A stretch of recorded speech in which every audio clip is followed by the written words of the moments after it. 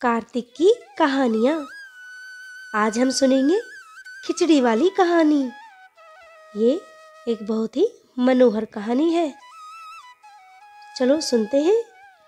किसी गांव में एक बुढ़िया रहती थी और वह कार्तिक का व्रत रखा करती थी। उसके व्रत खोलने के समय कृष्ण भगवान आते और एक कटोरा खिचड़ी का रखकर चले जाते। बुढ़िया के पड़ोस में एक औरत रहती थी।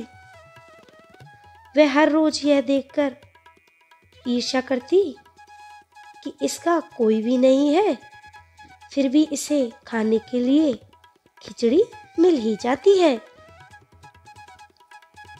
एक दिन कार्तिक महीने का स्नान करने बुढ़िया गंगा गई। पीछे से कृष्ण भगवान उसका खिचड़ी का कटोरा रख गए।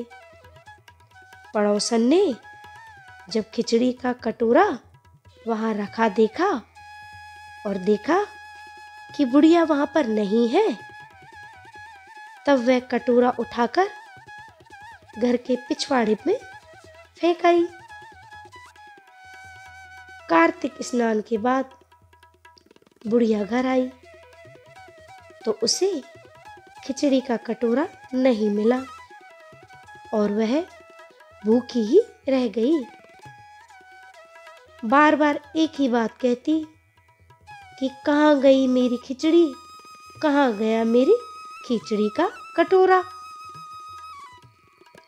दूसरी ओर पड़ोसन ने जहाँ खिचड़ी गिराई थी वहाँ एक पौधा उगा जिसमें तो बहुत ही सुंदर फूल खिले।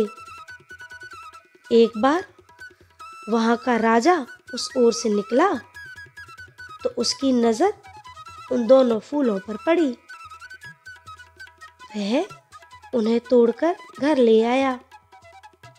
घर आने पर उसने वह फूल रानी को दिए, जिन्हें सूंघने पर रानी गर्भवती हो गई। कुछ समय बाद रानी ने 2 पुत्रों को जन्म दिया। वह दोनों जब बड़े हो गए तब वह किसी से भी नहीं बोलते थे, लेकिन जब वह दोनों शिकार पर जाते तब रास्ते में उन्हें वही बुढ़िया मिलती जो अभी भी यही कहती कि कहाँ गई मेरी खिचड़ी और कहाँ गया मेरे खिचड़ी का कटोरा। बुढ़िया की बात सुनकर वह दोनों कहते, हम हैं तेरी खिचड़ी और हम हैं तेरी खिचड़ी का कटोरा। हर बार जब भी वह शिकार पर जाते तो बुढ़िया यही कहती और वे दोनों राजकुमार वही उत्तर देते। एक बार राजा के कानों में यह बात पड़ गई।